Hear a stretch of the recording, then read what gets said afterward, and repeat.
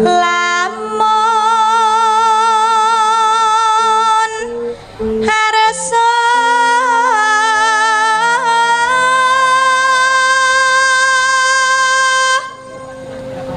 antuk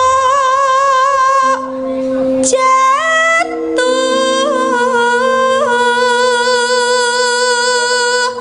bar nyinden ya subuhan neng ndi-ndi yen ora nyinden kudungan nduk masa ngerti mau lanang ganteng dingklu iya barang dikeloni meneng ae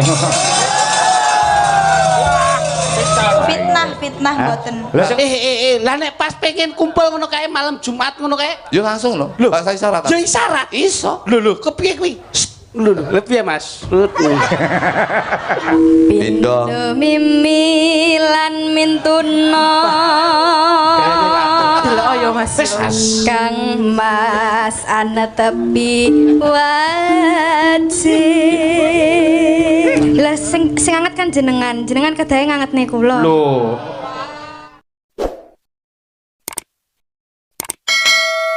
hasbuna Allah wa ni'mal wakil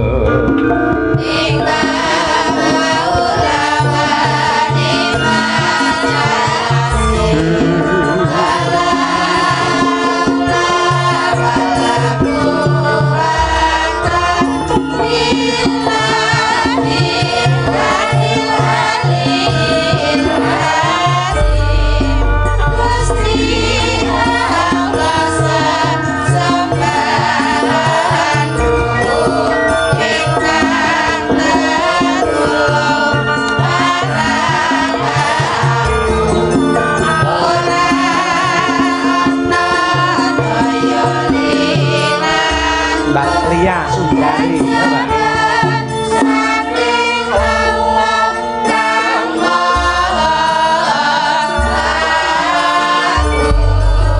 ana bintang tamune ana bintang tamu kondang ya kuwi Mas Klitik karo Mas Kluthuk ya terus ana meneh ana bintang tamu semi kondang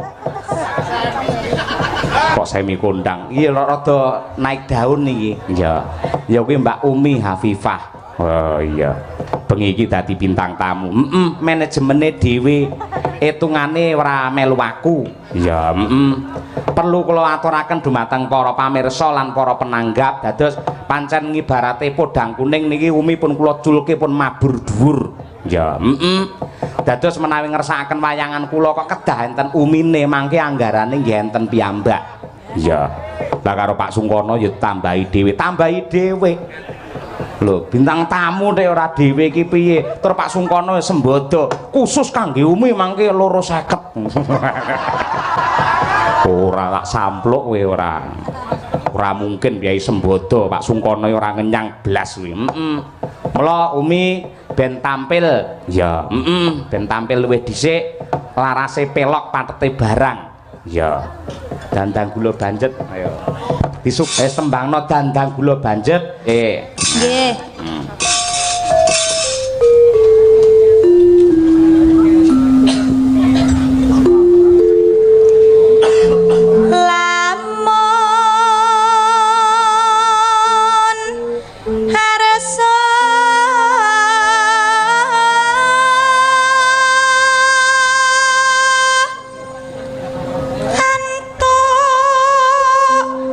jatuh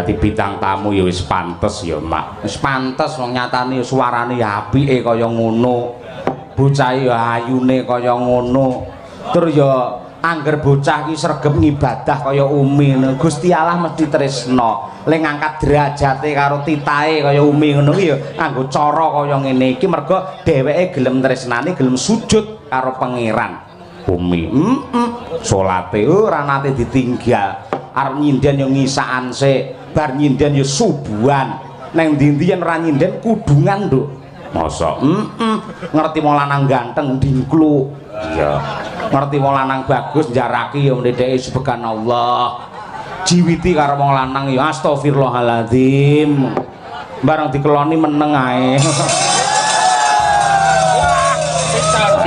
fitnah mboten. Lah sing ngeloni mbokmu Oh nggih. Ae ora. Ayo kangen karo Umi. Ayo.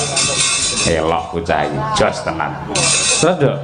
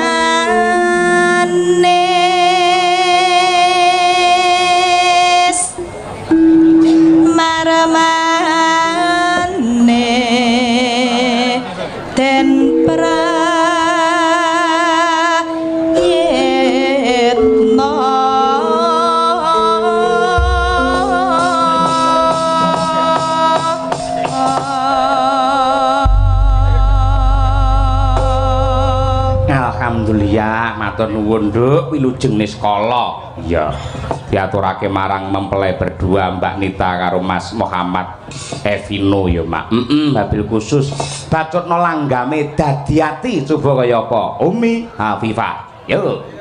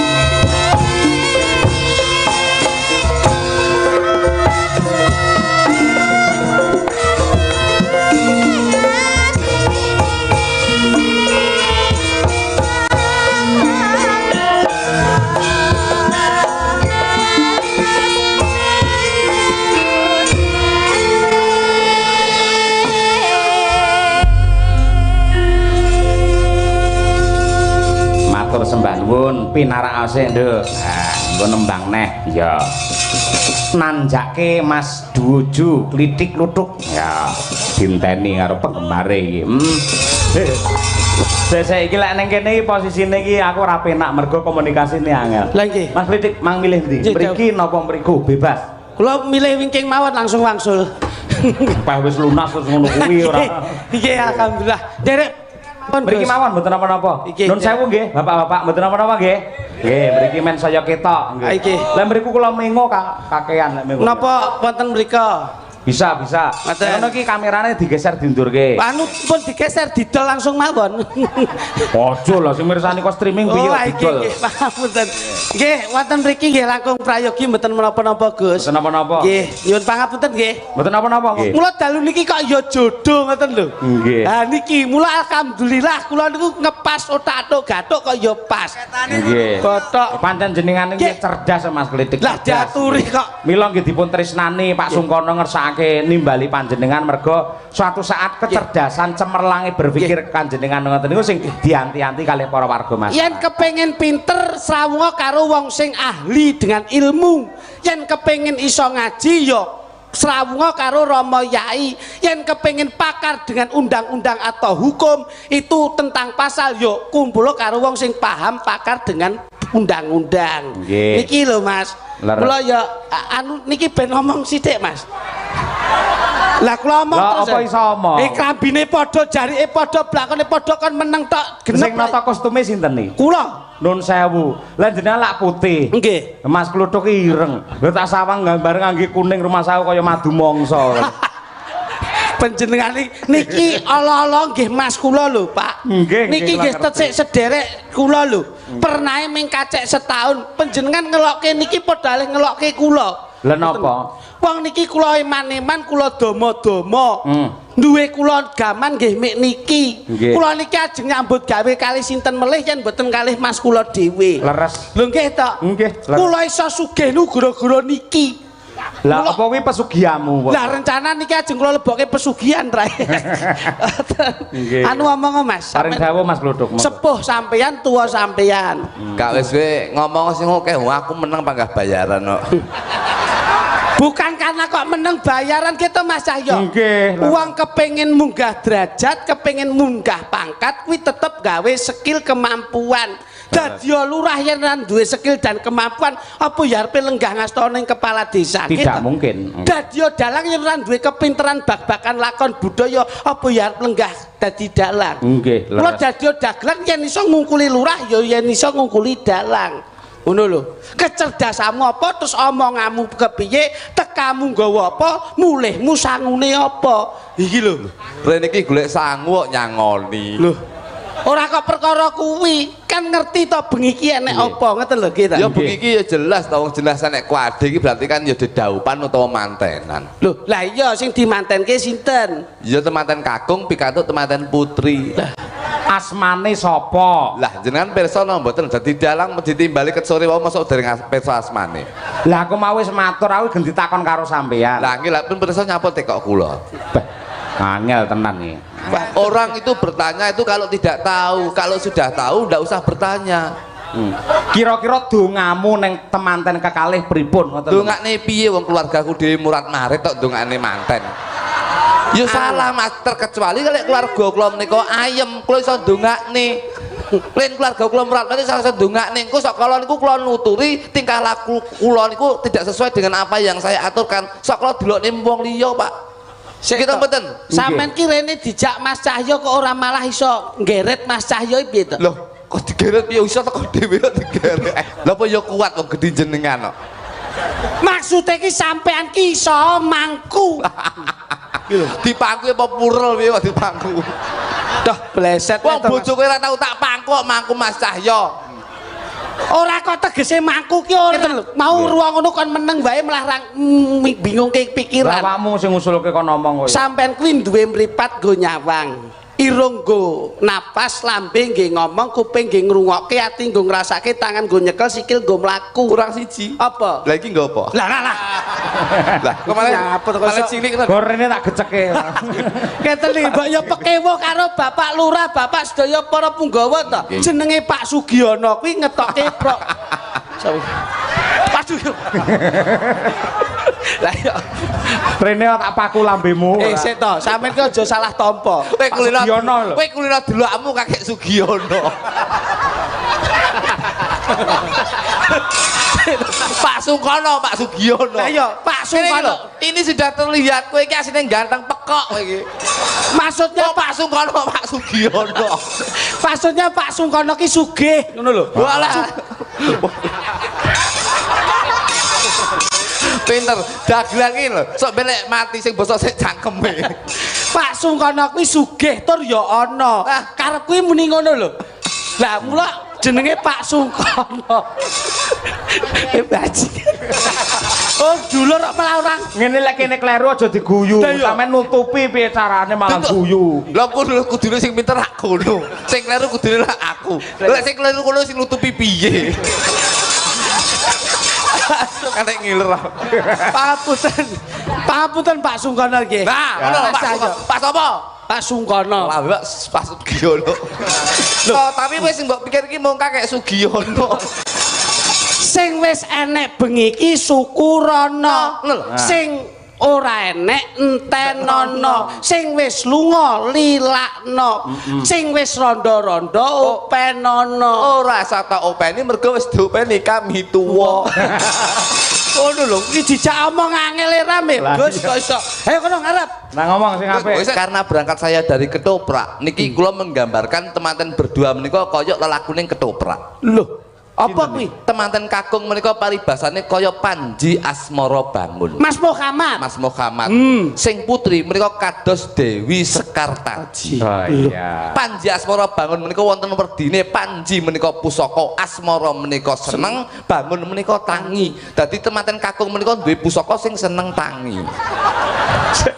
Mau ape teko kene mbleset. Terus mboten. Iya bener. Kuwi iso diarani Panji Panji Asmara Bangun, Panji kuwi pusaka, Asmara kuwi seneng, Bangun kuwi tangi. Dadi Mas Muhammad kuwi paribasane duwe pusaka sing seneng tangi.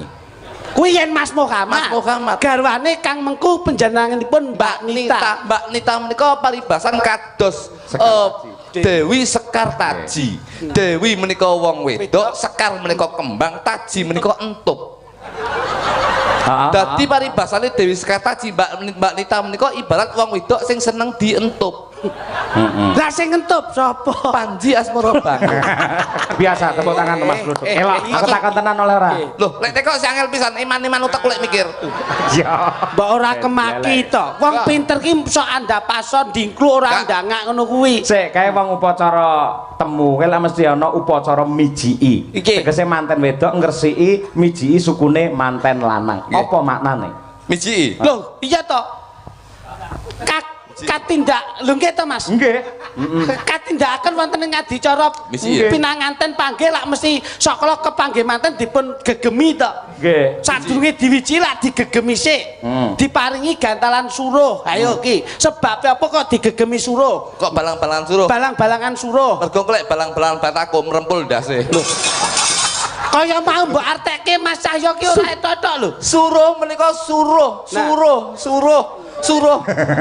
menika kesusu selak kepengin weruh. Terus apa? Temanten lanang kesusu selak keperut temanten kakung. Alah kakung.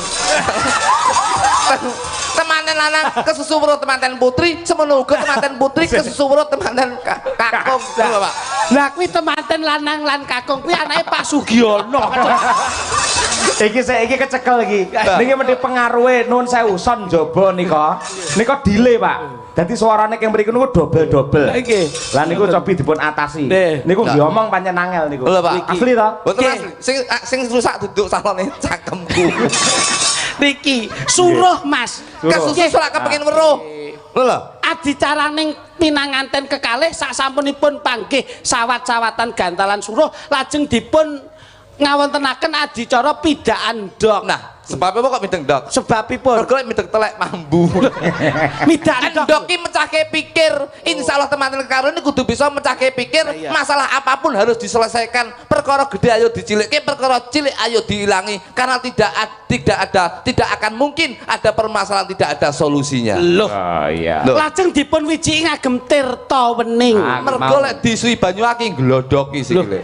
Tirta wening. Tegesi ngresiki sesuker sing kalaning praja. Muga-muga bisa manembah nyawiji dadi siji dadi temanten sing sakinah mawaddah warahmah. Kaapit Kanjeng Rama lan Ibu lajeng dipun lenggahaken wonten ing Kuwadi. Kuwadi iki kuwato nyangga barang sing gedhe.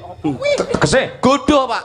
Wong lek wis dadi bojo iki godhone sok kala gedhe. Insyaallah Mas Muhammad kalih Mbak Nita itu akan mengatasi cobaan-cobaan yang besar. Temanten kakung kang saged dipun wastani temanten lanang. Lanang kila lanang laki lancip nang ki menang. Wong ki kudu lancip pikirane kudu menang dalam mengatur rumah tangga karena wong lanang tadi presiden rumah tangga. Temanten putri kang saged dipun wastani temanten wedok. Wedok ki yen diawe ndang dodok. lho. Tegese wong wedok kudu manembah bekti karo wong lanang. Iki nuwun sewu. Ini saya wis kadung kepinteran ngene iki tak dudoni kepinteranku. Iya. Kula niku berjalan rumah tangga selama 13 tahun. 2 tahun itu adalah training dalam rumah tangga. Geger terus, Mas. Mergo kerep omong-omongan. Saiki ra tau geger. Saya kira tahu geger. Ternyata penyebabnya kakean omong karo bojo iku penyebab geger. Wis niki diantiteni.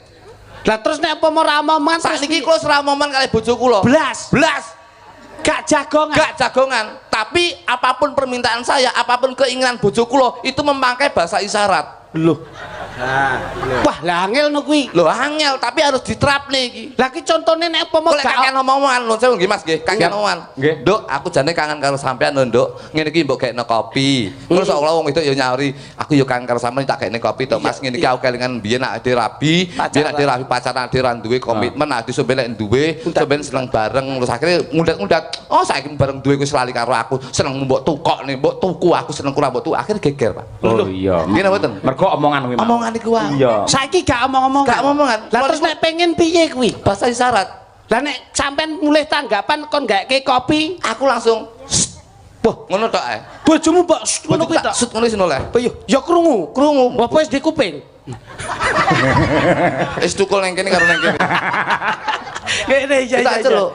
terus bojomu piye, Mas? Bojoku langsung ngene to, langsung ngene. Yo dicepake. Cepake langsung bojoku mantuk langsung nang pawon godhog banyu langsung gekne kopi. Loh. Dengan bahasa isyarat nih. Bahasa iso. betul. Apik kuwi. Gak kakean bahasa Betul, Mas. kakean. Lah nek pengen dahar, Langsung aku ngomong, loh.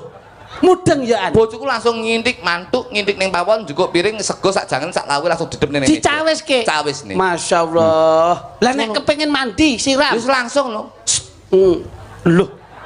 Ya mudeng ya an. Bojoku langsung nyepakne anduk, katok sak barang. Masalah ki lho Mas. 13 tahun iso memahami ngono ki angel. Akhire rukun awet kula. Nganti seprene iki. Saiki. Mangan diladeni, Ngombe. ngombe ladeni adus sepake. Dengan bahasa isyarat. Lah nek pas pengen kumpul ngono kae malam Jumat ngono kae. Yo langsung lho. Bahasa isyarat. Ya isyarat. Iso. Lho kepiye kuwi? Lho. Bojoku langsung ini toh.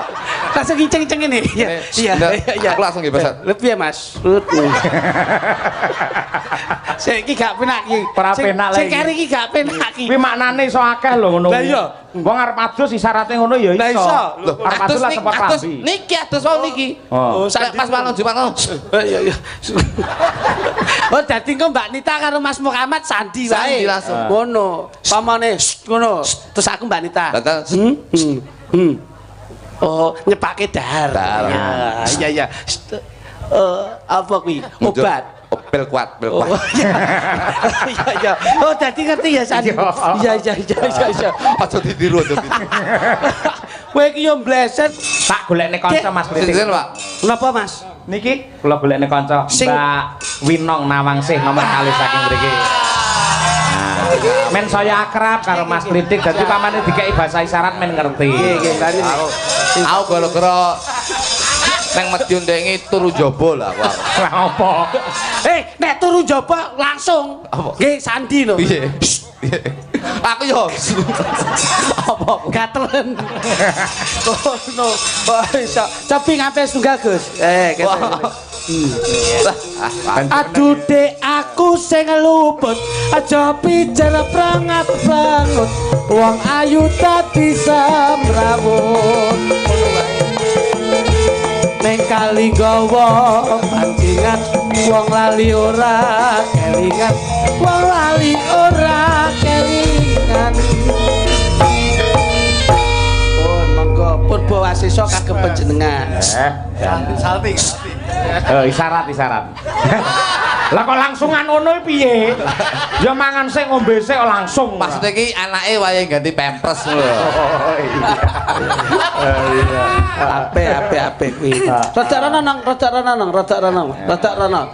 rono sampean rada rono jejer karo Mas Kluthuk lho nyaput wis to santai kono lho kowe ki rono tak delok kok kene iki lho aku ki pria yang karakter kuwi jinak-jinak merpati. Wah, ayam rupamu ya gemuk ngono kok iso. Jinak-jinak merpati. Cedeki ngadoh, kan nggon peteng dekem lha kok. Sopo do wae, rada rono coba. Lho, nyapa to. Oh, karepe tibae ben mbok tulungi ngene lho. Sing lanang ra tanggap ngono Wong wis ini tadi lu midak ini lo rokok ini mau tak pidak. Aduh, bahasamu kok tadi midak ini. Nah, ini mau. Nah, tadi kan kamu belakang situ kan midak telek tadi. Ini nanti lah rokoknya tak pidak kamu rokoknya apa? Rada rono to. Kowe sing pucet ora awakmu malah sikilmu kok sing pucet. Rada rono. Anu. Jengkaripun temanten kekalih saking Sasana Palenggahan. Manten. Kacinandra saking ketebian kadherekaken ungelipun kodhok ngorek. ya Aduh. Iki. Boy sapa boy? Golekne mboke. Nih, ngene nyale sini stop. Mbak Ut. Terus Mas. Sampun kawis tinggal saking ketebian. Temanten putri kadherekaken sayaning para nayakaning praja tumuju wonten ing Pawian Agung. Gandengen to. Ngampil sekedap ya Mas, ngampil sekedap. lenggo kono ra Greget nih. Kadherekaken manggala dumas tumuju wonten ing sak handapipun Kanjeng Rama. MC-ne kok takeran. Temanten putri kagandeng temanten kakos tumuju wonten ing kakung Sing bener niku temanten jumbleng. temanten putri kagandeng Budene iki lemu buyok. temanten putri kagandeng kapit temanten kakung tindak sapecak jumangkaing suku anggetutaken kedeping netra tumuju wonten ing sasana Pawian Agung sahandhapipun Kanjeng Rama Ganti Komospati. kalarapaken wonten ing sangajengipun Kanjeng Ibu nyuwun idi pangestu anggenipun tumuju wonten ing samudraning bebrayan. oh sungkeman. Sampun kalarapaken wonten saandhapipun Kanjeng Rama. Kedawan kanjenge kedawan. Kawiwitan temanten putri nyuwun idi pangestu dumateng Kanjeng Rama. Rama. Rada maju rene, Nduk. Nah, bayo aja Pripun? ngono ae kok mbok cium lak gringingen lho. Kula Ning kono ae. Kata-katane tak ajari kok kene Nah, pripun, Pak? nun sewu Nyun sewu Kanjeng Rama. ora ngono nun Nah, sewu Nyun sewu. Kanjeng Kok malah digawe. bekti kula katur Kanjeng Rama Bekti kula katur Kanjeng Rama. Nyuwun donga pangestu Kanjeng Rama, mugi-mugi anggen kula bebrayan kalian Mas Jog Luduk menika. Saged atut runtut awet ngantos kaki nini awet anggone momong bebrayan amin. Ya Nduk ndak pangestoni anggonmu. Tumuju wonten ing dina kabagian ya Nduk. Muga-muga dadi ya temanten nganti ing becuk pecating yuswa ya Nduk. Iki lho. Nggih Rama pangestunipun Rama. Ing samangke temanten putri sampun paripurna anggenipun nyuwun idi pangestu dumateng Kanjeng Rama. Lukar gantos temanten kakung nyuwun idi pangestu dumateng Kanjeng Ibu. Lho. Tak tuwapu iki ngene kok sok. Kuwi ibumu kuwi. Iki ibuke sok mbok sosrop iki sok. Lah karo ibuke dhewe. Iya ning kono ora pareng. Iki kagungane bapake Pak Sugiono iki. Ayo, Kakek. Sungkem mboke. Bu, Apa? nyun donga pangestu. Ya Bu. Piye? Wah, kowe gualak. Muga-muga anggen kula beberan kalih diajeng winong awet ngantos Sing jelas to, diajeng iki winong kae. genduk winong dados awet nggih, Mbok, Bu. Iya le, tak dongakne. Muga-muga padha dalanmu jembar kuburmu ya le. Ora tak amini, Mbok. Kaya bongko ya. sampun paripurna temanten kakung nyuwun idi pangestu dumateng Kanjeng Ibu lan tuwin Kanjeng Rama Lukar gumantos. Kowe iki kene lho kok iso arepe kawiwitan temanten putri nyuwun idi pangestu dumateng Kanjeng Ibu. Bu, Apa nduk? kula nyuwun pangestunipun panjenengan. Iya. Kula minangka nggih kula minangka manten. Manggile kanca-kanca. Kula minangka putra panjenengan nyuwun pangestu Ibu. Ya tak pangestoni muga-muga ndang sadar ya nduk. Ing samangke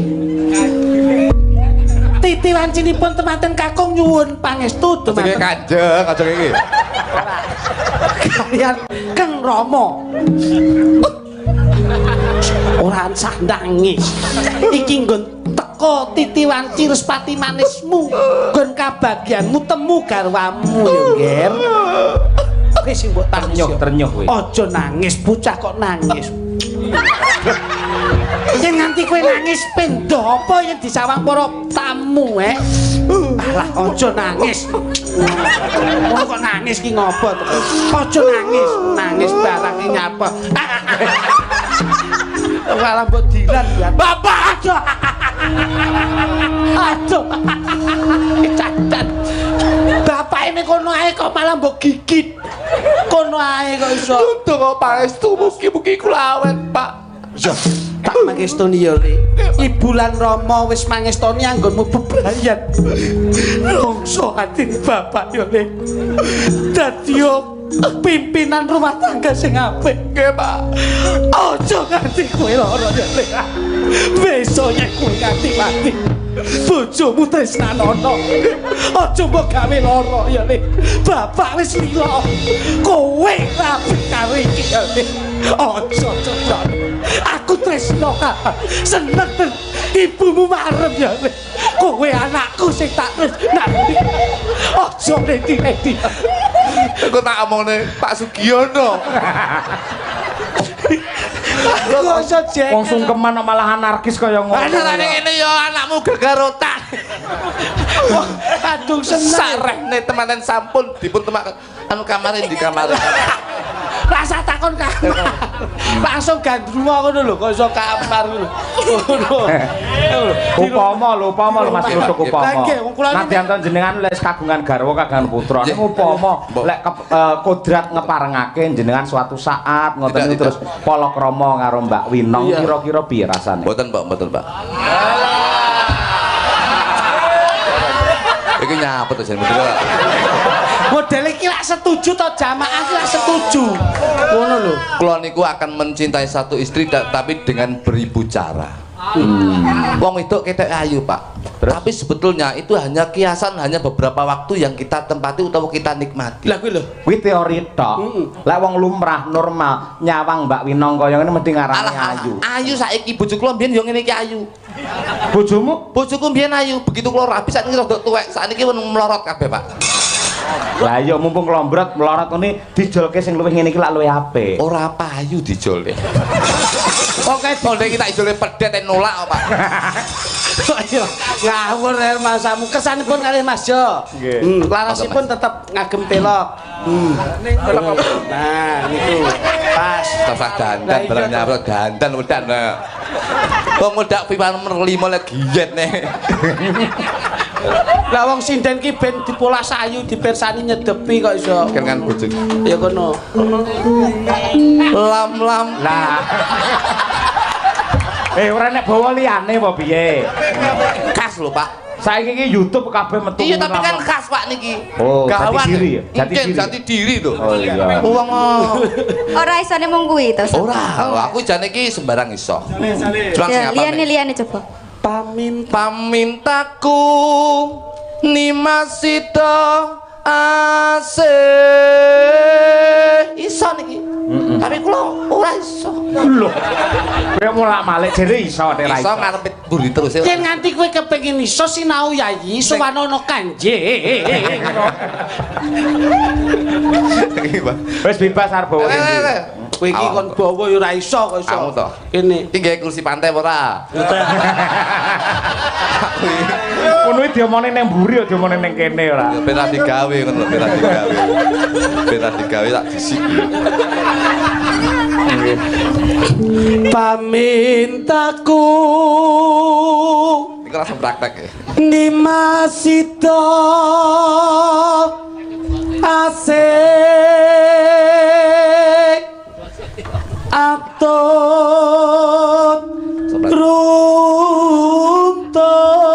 runtut tansah reruntungan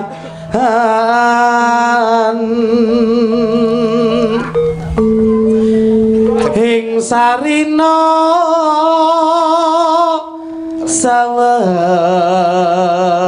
sawengine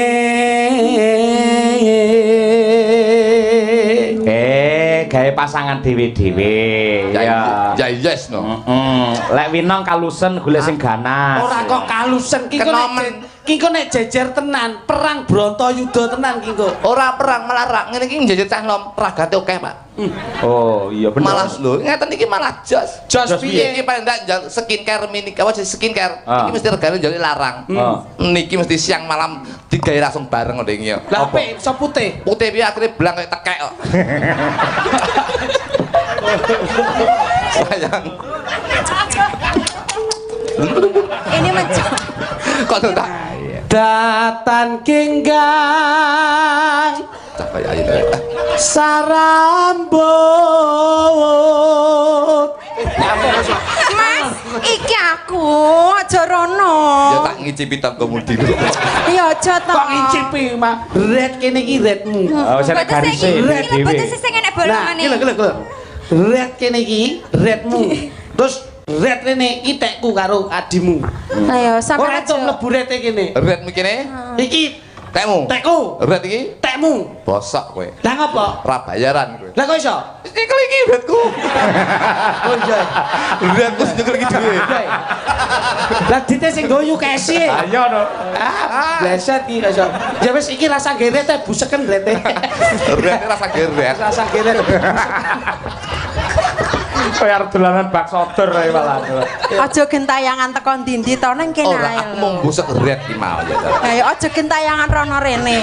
Wong kok ya ora tepo-tepo. datan kenggang sarambut lamun ado caketing hati ya kene Yen cedak. Lah kok kowe ra nembak? danasa. lah kok sing kono bakal Nesu. aduh kaget aku Nesu. Takut. Kowe iki nek nembang ning wong wedok berarti yang mencinta itu adalah kamu. lha iya to Sing nembang Dajeng. berarti yang lebih cintanya yang lebih itu berarti bojoku dudu aku. Oh. Wong lanang ganteng tresnani iki lho wong elek ditresnani. Lah kemaki Kowe iki Kena sampean biyen yang ngoyak-ngoyak aku no, Mas. sing tak oyak-oyak jan iki mbokmu ndi. Meduk. Ya Malah ngarah mbok. ya aja ngono wegah aku. Lah wis Kowe ngapa kok nindok mbok gowo pisan?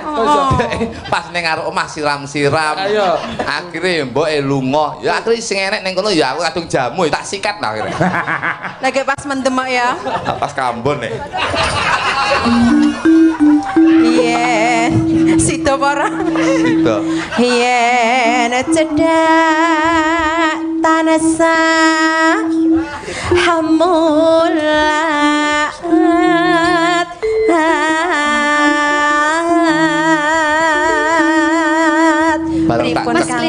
Bareng tak cekel gegermu masyaallah. Piye Mas? Lemakmu nglumpuk ning kene. Iki kan sangkek makmurku to Mas lek ngaponi Makmur jeneng ya makmur, tapi kan aku mbiyen meleng to, Nduk. Lemak iki harus diantisipasi yen dadi sinden. Iki ndek iki diblebet, Mas. Kayak korset. Lemake mau ning mriki, dados napa welut. Aku dikorseti. Saiki pindah mriki. Ndek wingi mriki diblebet, pindah teng ngene sebelah mriki. Akhirnya antisipasi kula lakban. Kula lebeti ngeten serowek lemak bendak ketok. Lah kok malah metu ning cengel. Bareng pas streaming malah kaya unta. Sida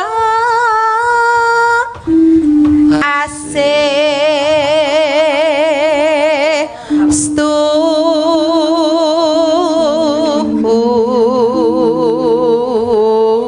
Waduh, dansa apik modern kuwi. Kang Mas. Aduh pas jungkel aku Mas. Sing wedok malah kaya kaya manut ya ampun. Awakmu rasa dadak ngono kuwi ya, Dik. Mboten. Sing mriyayi. Padune pengen Ora perlu ya. banyak gerakan. Nggih. Kono dirangkul, dipangku. Ade cukup ngene wae ya. Nggih, Ya. padune gak iso ya. Ora perkara ora iso, wedi karo bojone. Wis ngene wae ya. Bener. Bener. Wis ngene wae. Yo ndang nembang yo. Iya. Nembang. Ayo. Dawah menapa, Gus? Iki ora rampung kok. Ayo. Udah lah. Ayo, ayo nong, nembang nong. Ayo. Iki kok nembang malah guyu ae ora. Ayo. Yen cedak Pindo mimi, Pindo mimi lan mintuna. Mbak Tuti mblocone aku sampe niri karo aku mesti. Iya to, wong aku kudune nang kene kok ya karo Mas Klitik. Kowe kan Mas Klutuk. Yo ndak lho. Ini no, Werono. Sampe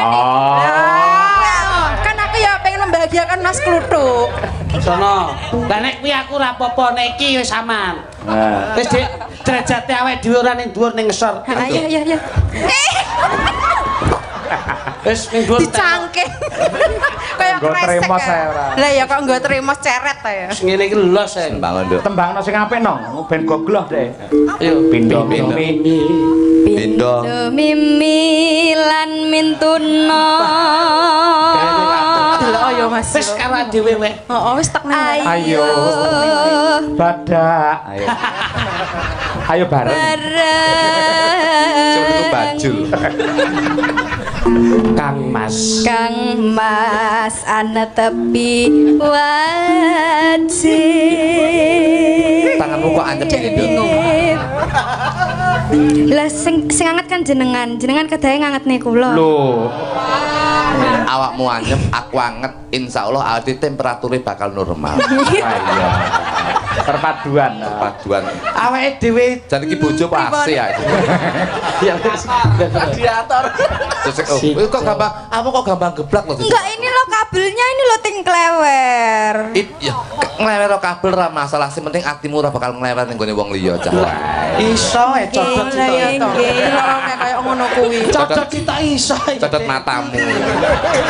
Aku ya ora gumun kok Mas. Sido asih. Coba Iso kakek Sugiono. Sido. Sida asih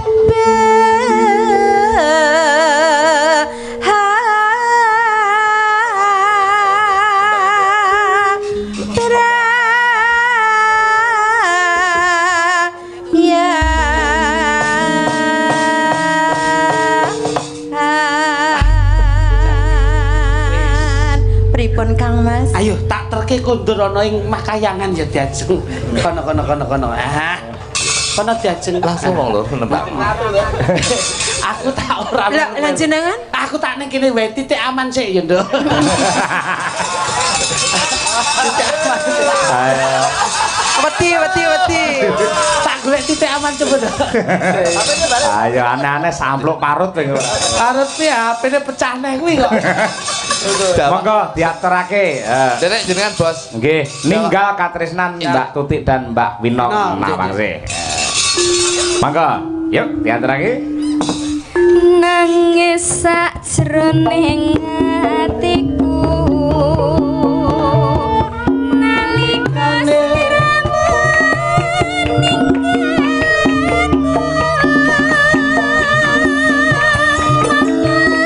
sliramu ora krasa aku kudu sambat karo